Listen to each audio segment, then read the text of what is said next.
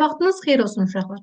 İndi sizinlə 6-cı sinif şagirdləri üçün riyaziyyatdan böyük summativ qiymətləndirmə 1-in A variantının izahlarına baxacağıq. Əvvəlcə birinci suala keçək. Burada deyir ki, yolun 30%-ni gəldikdən sonra neçə faizi qaldı? Uşaqlar, əvvəlcə 30%-ni gəlib. 30%-ni gəldikdən sonra əlbəttə ki, neçə faizi qalar?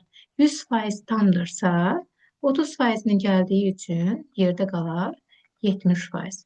Buna görə doğru cavab D variantı. İkinci sualda A bölünsün B nisbətində B-ni 3 dəfə artırsa qismət necə dəyişər? Uşaqlar, diqqət edək. A-nın B-yə nisbətində mən B-ni 3 dəfə artırıram. Əgər B-ni 3 dəfə artıraraqsa, demək ki, ikinci, yəni bölünəni də 3 dəfə artırmış oluruq. Əgər bölünən 3 dəfə artarsa, əlbəttə ki, qismət də 3 dəfə azalmış olacaq. Bunu bu şəkildə də yadınızda saxlaya bilərsiniz, uşaqlar. Tutaq ki, olsun 27 bölünsün 3. Düzdür. 27-yi 3-ə böldükdə cavab 9-dur.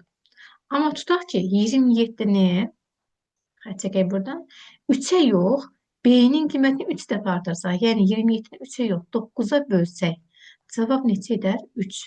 Əvvəl 9 idi, sonra 3 oldu. Demək ki, 3 dəfə azaldı. Bu şəkildə də yadınıza saxlayarsınız. Üçüncü sual. A və B qarşılıqlı sadə ədəd olarsa, əbob A vurulsun. Ya, əbob A və B-ni aşağıdakilərdən hansına bərabərdir? Əlbəttə ki, əgər qarşılıqlı sadə ədəddirsə, qarşılıqlı sadə ədədlərin əbobu B-1-ə bərabərdir. Dördüncü sual. Doğru müqayisəni göstərin.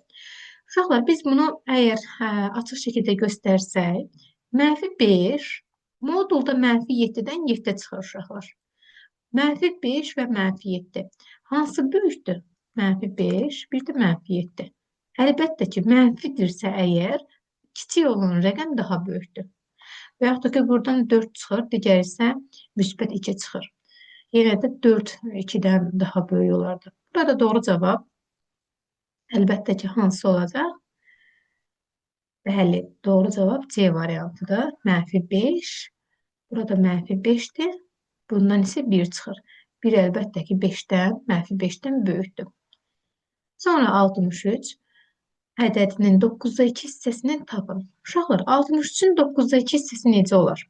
Yazaram 63, vurulsun 9'da 2. 63 və 9 ixtisar gedir. Burada qalır 7. 7'nin 2'yə vurandıdır 14. Doğru cavab A. 6-cı sual. 25'in x-a nisbəti bərabərdir 30'un 4'ə nisbətinə. Bu tənasübdən x-i tapmamızı istəyir uşaqlar. Yenə də baxaq. Biz demişik ki, kənar hədlərin hasili orta hədlərin hasilinə bərabərdir. Burada kənar hədlər 25 və 4'dür. Orta hədlər x və 30'dur. O zaman x və 30'un hasili 30 vurulsun x bərabər olacaq. Kənar hədlərin hasilinə, yəni 25 vurulsun 4'ə. X-i buradan tapsaq, 100'ün 30'a nisbətidir. İxtisarlarımızı aparsaq, 3'də 10. Bu da edir 3 tam. 3'də 1. Doğru cavab B variantı. Sonra növbəti suala keçək uşaqlar. Növbəti sualda deyir ki, 24'də 6 kəsirini tam ixtisar edin. O zaman edək. 24 və 16'nın hər ikisinin ortaq bölündüyü ədəd hansıdır? Ən böyük. Əlbəttə ki, 8. O zaman yazarım. 24'ü də 8'ə böləndə 3, 16'nı da 8'ə böləndə 2. 3'də 2. A-nın kubu bərabərdir 64 olarsa, A-nın qiymətini müəyyən edin. Biz bilirik ki, A-nın kubu, yəni 3A-nın hasilidir. A vurulsun, A vurulsun A. Bərabərdir 64 isə, demək ki, 1A-mız neçəyə bərabər imiş? 4'ə bərabər imiş. Çünki 3 dəfə 4'ü bir-birinə vuranda 64 cavabını alırıq. 9-cu sual. Maraqlı sualdır bu sual. 9 fəhlə bir işi 10 günə yerinə yetirir. Eyni işi 6 fəhlə neçə günə yerinə yetirir? Aşağıda yazıram. Əgər 9 fəhlə uşaqlar bir işi 10 günə yerinə yetirirsə, Bəs 6 fəhlə bu işi neçə günə yerinə yetirir? X günə. Bu tərs mütənasib asılılıqdır uşaqlar. Buradan x-i tapdığımız zaman 9-u 10-a vuracaq, böləcəyik 6-ya. Bu zaman 90-ı 6'ya nisbət yazarıq. Bu da edər. Doğru cavab 15 gün. Demək ki, doğru cavabımız 15 imiş. 10-cu sual. Boş hovuzu bir boru 12 saata, digəri isə 15 saata doldurur. Hər iki boru eyni zamanda açılarsa, bir saata hovuzun hansı hissəsi dolur? Yenə də uşaqlar, əvvəlcə tapaq ki, boş hovuzu bir boru bir saatda nə qədər doldurar? Əgər boş bir hovuzu bir boru doldurursa 12 saata, demək ki, 12'də 1 saata bu hovuzun 12'də 1 hissəsi dolmuş olacaq. Ona görə 1 saata yazaram 12'də 1 hissəsi dolar və 15 saata digər nasos doldurursa, demək ki 1 saata da o biri boru 15'də 1 hissəsini doldurar. İndi burada deyir, hər iki boru eyni zamanda işə düşərsə, hər iki boru eyni zamanda işə düşərsə 1 saatda nə qədər doldurar? 12'də 1'in üzərinə 15'də 1 gələrəm. Orta məxrəcimiz bunlar 12 və 15'in hasilidir. Bunu 15'ə vuracağım, digərini isə 12'yə. Yazaram o zaman 15 plus 12. Yenə də aşağıda vurmuyor uşaqlar. Olduğu kimi qalsın, özünüzü çətinizə salmayın. 27. İxtisarımızı aparaq. 12 və 27'nin bölərəm 3'ə. Aşağıda 4, yuxarıda 9. Və yenə də ixtisarımı aparım. 9 və 15 də yenə 3'ə ixtisar gedir. 5, burada qaldı 3. 20'də 3. Doğru cavabım demək ki, hər iki nasos eyni zamanda işləyərsə, 1 saata 20'də 3 hissəsini doldurar. Sonra 11-ci suala baxaq. Hesablayın verib. O zaman hesablayaq. 33'də 5 vurulsun uşaqlar. Mötərizə hissəmizi yazırıq indi. 2'dən 5'də 4'dür. Bunu açıq şəkildə yazsam, yazaram 5'də 14. Vurulsun. 3'dən 3'də 1'i də açıq şəkildə yazsam, 3'də 10'dur. Üzərinə gələrəm. 5 tam 3'də 1 deyir. 5 tam 3'də 1'i qarşılıq kəsrə çevirirəm. 3'də 16. Bölünsün deyirsə, tərs qiyməti ilə vururam 16'da 3'ə. Xeyr, 16'da 5'ə. 16'lar ixtisar gedir. Daha sonra burada ixtisar gedən 14 və 5'dir. 14 nə?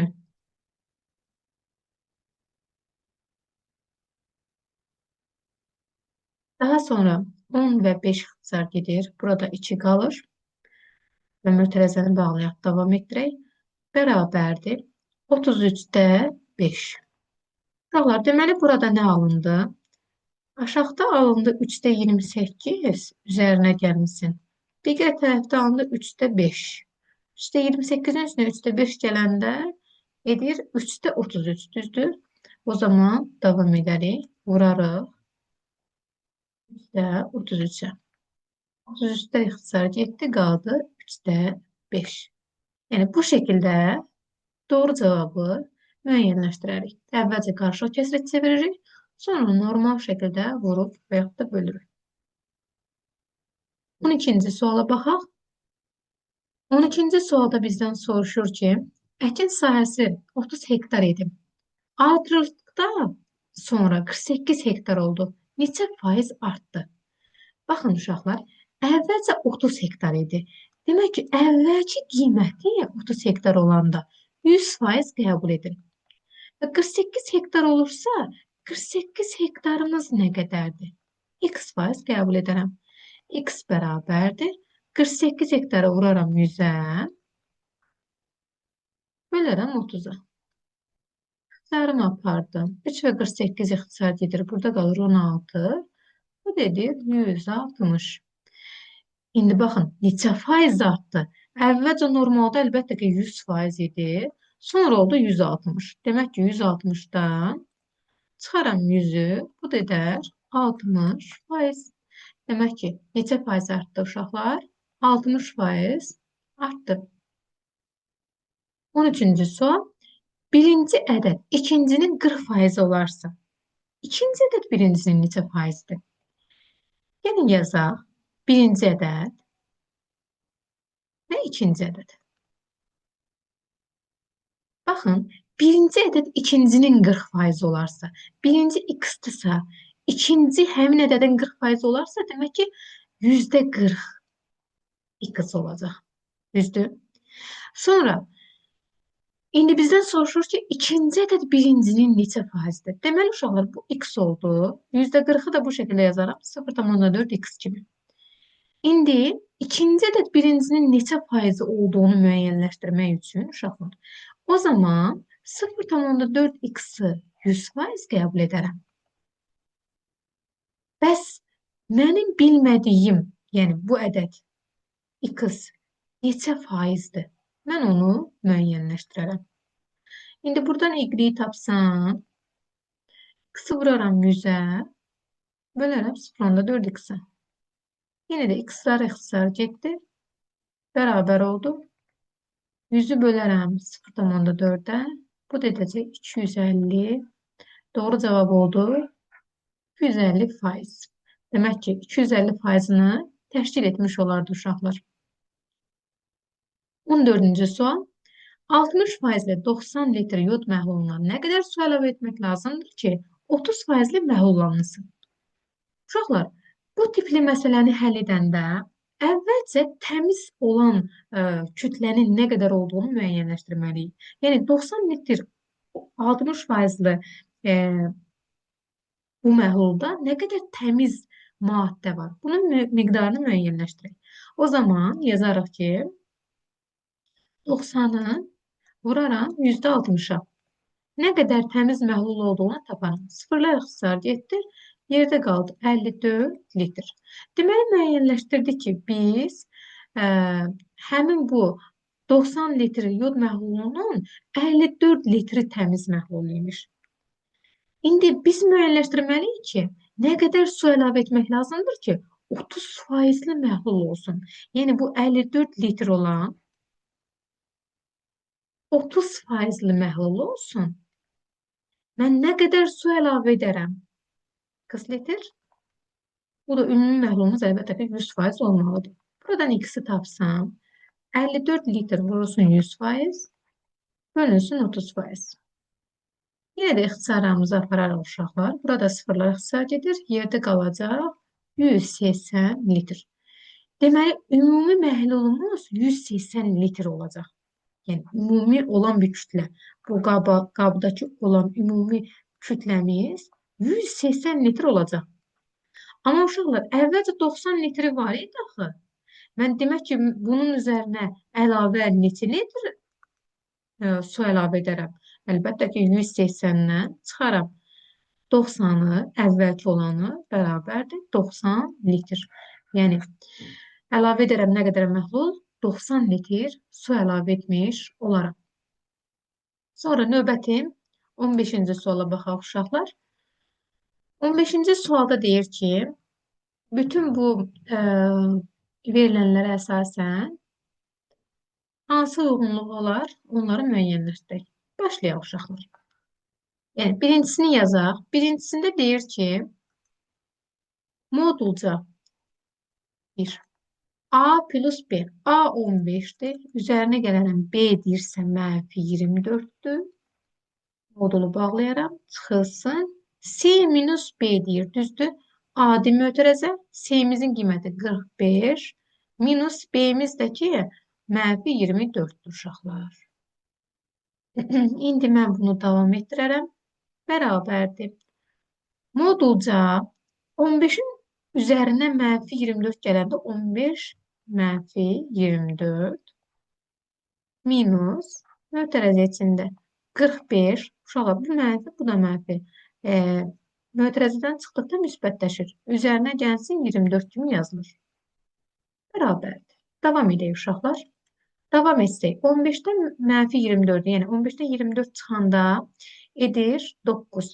Amma modulca olduğuna görə təmiz 9 çıxır. Mənfi 9 idi. Moduldan çıxarılır, müsbət 9 kimi çıxır. Minus 45'in üzərindən 24 gələndə isə edir 69. Bu da bərabərdir. Mənfi 60. Yəni, böyük olanın işarəsini yazmalıyıq. Mənfi 60 da B variantında. Demək ki, birincisinə uyğun gəldi B. Deməli, ikincisinə keçək uşaqlar. İkincisində də deyir ki, A-nın yerinə qoyacağım. Deməli, yenə də 15. 15 üzərinə gəlsin. Modulca C-nin yerinə 45 qoyuram uşaqlar. 45 minus A-dır. Yəni, çıxılsın 15. Modulu bağladım. Çıxılsın. Mötərizəni açıram. Mənfi. Bir də B-nin öz qiyməti var axı. Mənfi 24. Yenə də mötərizəni bağladım. Vurulsun 2. Bərabərdir. Davam edirəm. 15'in üzərinə gəlirəm. 45'dən çıxanda 15'e edir 30. Moduldan çıxanda yenə də 30'dur. 15 üzərinə gəlsin 30 minus. Baxın uşaqlar, bu mənfi digər mənfiyə vuranda müsbətləşir. Yəni, burada edir artıq müsbət 24. Amma bu müsbət 24 qırağa çıxanda mənfiləşir. Yəni, mənfi qalır da burada. 24 vurulsun 2. Davam edək. Bərabərdir. 15'in üstünə 30 gələndə 45 çıxılsın uşaqlar. Bu da edir mənfisinə 48-də yəni. Bərabərdir mənfi 3. Deməli, ikinciyə də uyğun gəldi A variantı. Avtomatik üçüncüyə də C variantı uyğun gəlir. Belə uşaqlar, bu şəkildə sizinlə böyük summatı qiymətləndirməyə birlikdə hazırlaşmış olduq. Dərslərinizdə sizə bol-bol uğur arzu edirəm. Sağ olun.